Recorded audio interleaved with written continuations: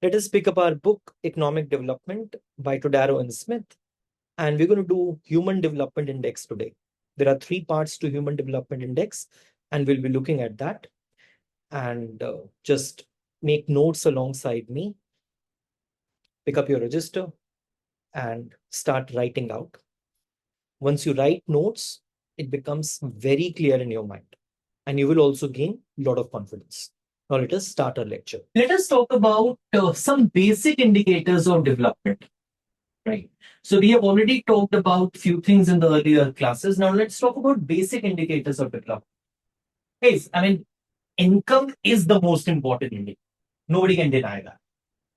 So income is the most important indicator, but the problem with income is कि अगर आप सिर्फ income को ही देखें, तो अब income को आप 2 तरह से देख सकते हैं कि मेरी कंट्री ज्यादा डेवलप कि दूसरी कंट्री डेवलप, या तो आप ऑफिशियल एक्सचेंज रेट के हिसाब से देखें। ऑफिशियल एक्सचेंज रेट के हिसाब से अगर आप यूएस की पर कैपिटा इनकम और कॉन्गो की पर कैपिटा इनकम को 2005 में कंपेयर करें, then you will find that US per capita income is 363 times Congo's per capita on the basis of official exchange. I have also talked about purchasing power parity in the last class. But if you compare it on the basis of purchasing power parity, you will find that US per capita income is just 58 times Congo per capita income. This is also very large. But of course, it is quite less as compared to 363. Right? Abhi kyun kam hota hai? We have also talked about in the last video. Please have a look at it. And then, on an average, real per capita income in the developed countries is 13 times the real per capita income in LDCs, least developed countries. तो ये दर्शा तो रहा ही है कि जो income है वो बहुत इंपॉर्टेंट इंडिकेटर है। यहीं से पता लगता है कि कौन सी कंट्री डेवलप्ड है और कौन सी कंट्री लेस डेवलप्ड। लेकिन सिर्फ इनकम से नहीं पता लगता। इनकम से पता लगता है डेवलपमेंट का, बट सिर्फ इनकम से नहीं पता लगता है। इससे भी पता लगता है कि नेशन की एवरेज हेल्थ कैसी, what is nation's average health, which is dependent upon life expectancy, right? Which is dependent upon your the rate of undernourishment, which is dependent upon under 5 mortality rate, crude birth rate. 5 साल से कम बच्चे कितने हैं जो जिनकी death हो जाती है पर 1000 लाइफ बर्थ्स। रेट ऑफ अंडरनरिशमेंट, कितना प्रोपोर्शन ऑफ पॉपुलेशन है जो कि अंडरनरिश्ड है, right? And then the another way you are going to look at development is through nation's educational attainment. Both male adult literacy and female adult literacy is important. So income is important, health is important, education is important. And they together constitute what human development is, right? Acha, if you also compare within low income countries, so supposedly if we just take up low income countries, अब वो low income countries में भी अपनी इतनी ज्यादा variation, there is a lot of variation even among low income countries. For example, you take up an example of India and Democratic Republic of Congo. On the basis of real income, India's real income, both are low income countries. On the basis of real income, India's real income is 5 times the real income of Congo. On the basis of life expectancy, India is having 20 more years as compared to Republic of Congo. On the basis of undernourishment, 1/5 of India's population is undernourished, while in Congo it is 3/4 of the population. Right. Then birth rate is twice in Congo as compared to India. It is particularly only in case of literacy that Congo is faring better than India. So you can see, even within 2 low-income countries, human development is very varied. On the one hand, literacy is better in Congo, while on the other hand, birth rate, undernourishment, life expectancy is much better in India. And then comes the main part of the lecture, which is Human Development Index. Human Development Index. Now, Human Development Index is going to rank all countries on a scale of 0 to 1. So if Human Development Index is 0, it is the lowest human development. If it is 1, it is the highest human development. And there are three main goals of human development. One is longevity, approximated by life expectancy at birth. Right? Other is knowledge. Now, knowledge is composed of two things. One is adult literacy, and other is years of schooling, gross enrollment ratio. So, adult literacy has the weight of 2/3, while gross enrollment ratio has the weight of 1/3. Then you have standard of living. That is also there. I mean, I just told you, income is the most important indicator. Whether you like it or not, it doesn't matter. वो है. लेकिन सिर्फ income नहीं है. Income है real per capita GDP adjusted for differing purchasing power parity. ये देखेंगे. इसमें भी उन्होंने किस तरीके से कंट्रीज को डिवाइड करा. वो countries which are lying between 0 to 0.499, they are called low, they are under low human development. Those countries which are between 0.5 to 0.799, they are under medium human development. While those between 0.8 to 1, they are under high human development. अब बात करते हैं जो कि paper में आ भी सकता है, which is about how to calculate this index. अब देखिए इनकम इंडेक्स के बारे में बात करते हैं. अब इनकम इंडेक्स के बारे में बात करने के लिए you need to understand one thing. आपके पास एक तो लॉग ऑफ, आपके पास करंट इनकम होगा. You will take the natural log of the current income. पहली बात, you will take that, right. And you will also take the log of $100. You will also take the difference of the log of current income and the log of $100. अब log of $100 क्यों कहा कि भैया देखो इससे नीचे नहीं हो सकती. मान लेते हैं जो पर कैपिटा इनकम है ना, परचेसिंग पावर पैरिटी के हिसाब से इससे नीचे नहीं हो सकती. This is the lowest goal post. इससे नीचे नहीं होगा, right. And then you have एक तो ये कि ये जो डिफरेंस लिया, मेरी कंट्री की इनकम का लॉग माइनस $100 की इनकम का लॉग. मान लीजिए अब जैसे मैं कोई एक एग्जांपल लेता हूं कि जिसमें मेरी कंट्री की इनकम मान लीजिए 1870 है और ये लोएस्ट गोल पोस्ट.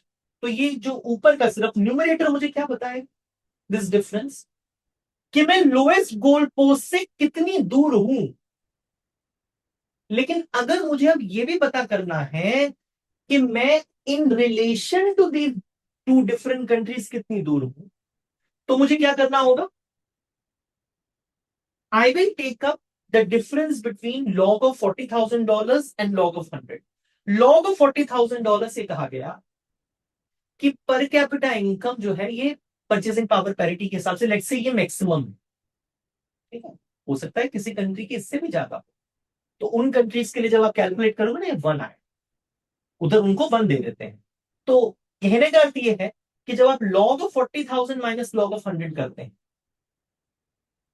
सो ये बताता है this relative thing is going to tell you about the income index.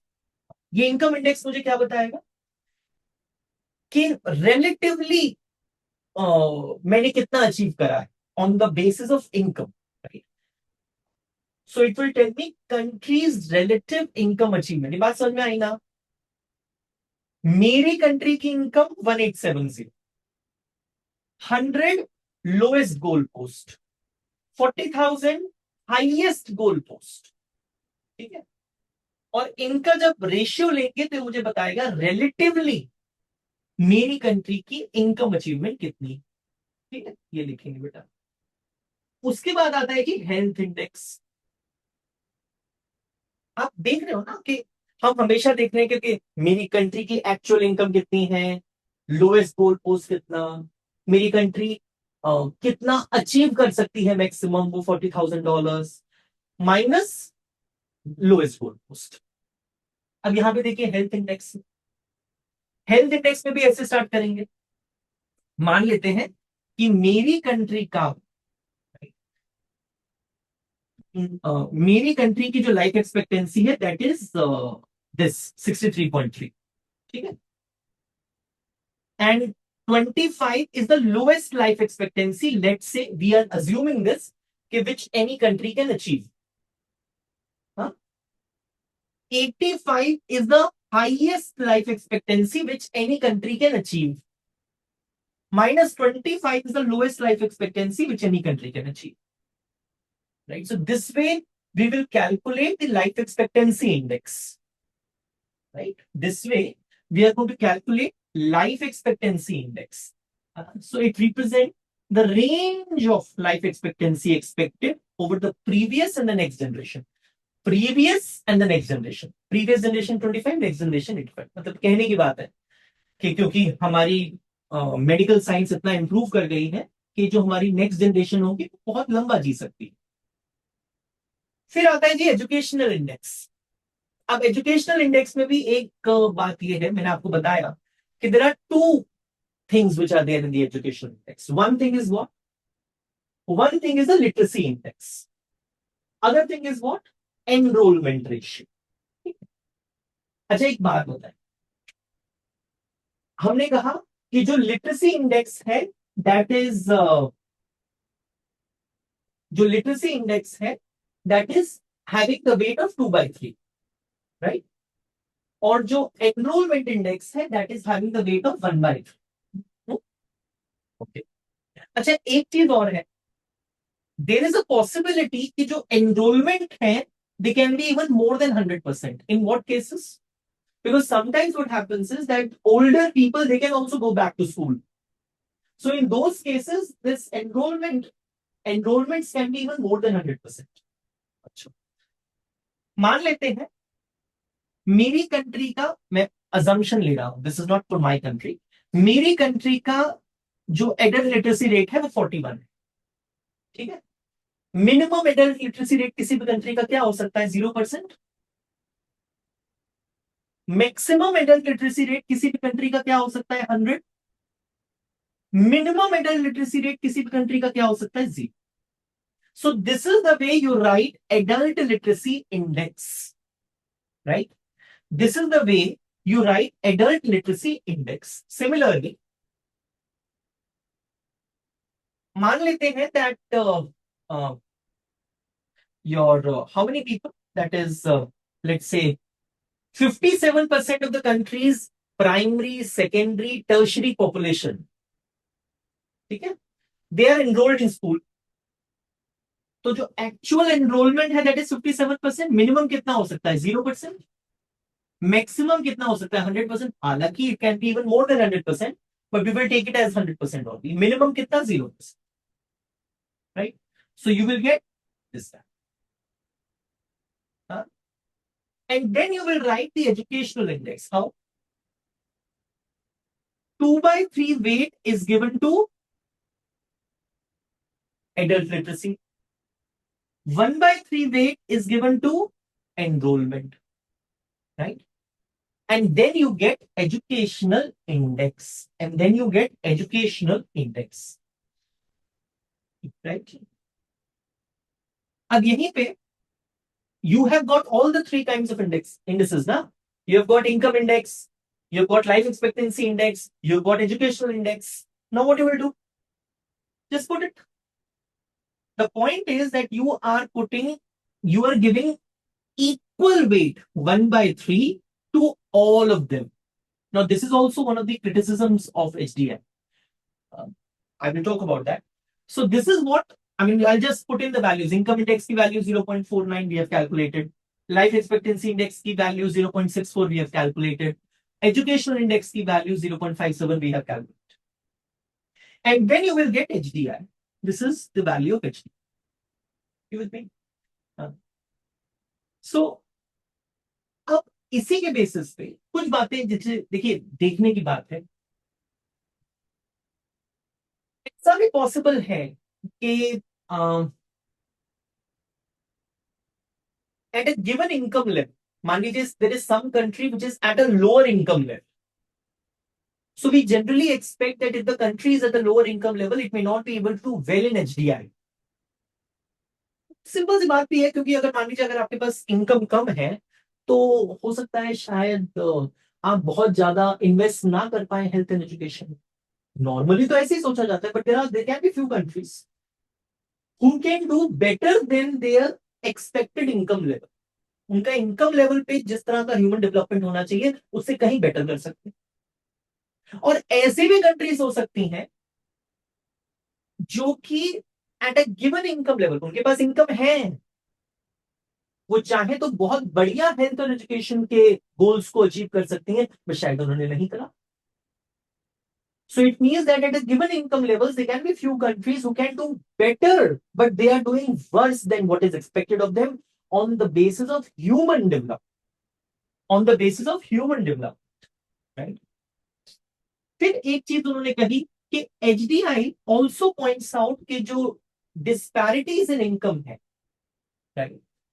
They are greater in, I mean, see, इनकम के डिस्पैरिटीज ज्यादा है as compared to disparities in health and education. आप जब human development देखते हैं तो आप इनकम का इंडेक्स भी फाइंड आउट करते हैं, आप हेल्थ का और एजुकेशन का इंडेक्स भी फाइंड आउट करते हैं, तो ये पाया गया कि जो इनकम की डिस्पैरिटीज है ना कंट्रीज के अंदर थोड़ी ज्यादा है। मतलब किसी कंट्री का जो इनकम का इंडेक्स है वो काफी कम है, किसी का बहुत ज्यादा, जो रेंज है वो बहुत ज्यादा है as compared to health and education index. जैसे उन्होंने कहा, अच्छा एक चीज और कही उन्होंने, बहुत अच्छा एग्जांपल दिया कि बहुत सारी oil producing countries they are good and they are having high per capita index, but they are lower on human development. Why? Because on the health and education basis, right? उनके जो, और अगर आप health और education में कम है तो इसका मतलब है कि आपकी ह्यूमन डेवलपमेंट कम है, आपका ह्यूमन कैपिटल कम। ह्यूमन कैपिटल का मतलब मैं जो इन्वेस्टमेंट्स कर रहा हूं, राइट, प्रोडक्टिव इन्वेस्टमेंट्स कर रहा हूं पर्सन्स में, वो कम है, लोगों में कम इन्वेस्टमेंट कर पा रहा। बिकॉज ये लोग ही तो हैं जो प्रोड्यूस करेंगे कुछ। अगर उनमें स्किल होगी, उनमें अगर एजुकेशन होगी, वो हेल्दी होंगे, then only they can work, then only they can create more income. But there are few drawbacks of HDI also. One of the drawback of HDI is, देखिए आप ये कह देते हैं कि in many cases it overstates the amount of schooling. It does. भाई कई लोग ऐसे हैं जो ड्रॉप आउट हो जाते हैं, लेकिन आप तो सिर्फ एनरोलमेंट के रेशियो को देखते हैं, आप ड्रॉप आउट के रेशियो को देखते ही नहीं। तो it is overstating the amount of education, पहली चीज।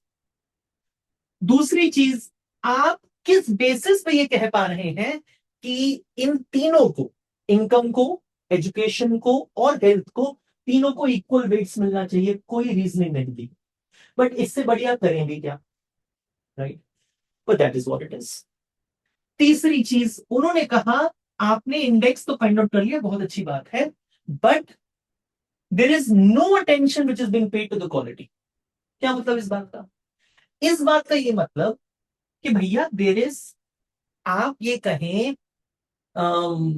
कि किसी को हम 1 साल और देते हैं लाइफ, अच्छा, अब 1 साल और देते हैं लाइफ का, क्या वो हेल्दी लाइफ का ईयर है कि वो सिर्फ बेड पे पड़ा हुआ है, ही इज बेड रिटर्न? दोनों केसेस में लाइफ की क्वालिटी बहुत भिन्न होगी। In both the cases life quality is going to be very very different, and this is not accounted in HDI, right? दूसरी बात, आप, quality of schooling also counts, not just the years of schooling. आप जिस school में जा रहे हो teachers ही नहीं, कोई पढ़ाई नहीं हो रही, तो किस तरह की क्वालिटी ऑफ स्कूलिंग है आपकी? So quality is not given any intention while creating this HDI। फिर ये क्वेश्चन होता है, क्या अगर HDI इंक्रीज हो सकता है with in increase in income? बिल्कुल हो सकता देयर आर पॉसिबिलिटीज, और होना भी चाहिए, लेकिन ऐसा जरूरी नहीं है कि हमेशा होगा। क्यों?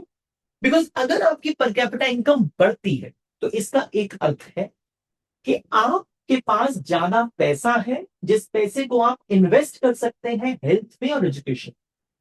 लेकिन ऐसा जरूरी नहीं है कि ऐसा हुआ है। For example gulf countries, few countries right, जो ऑयल प्रोड्यूसिंग कंट्रीज हैं, पैसा है लेकिन हेल्थ एंड एजुकेशन क्या इंप्रूव्ड है, ये क्वेश्चन है।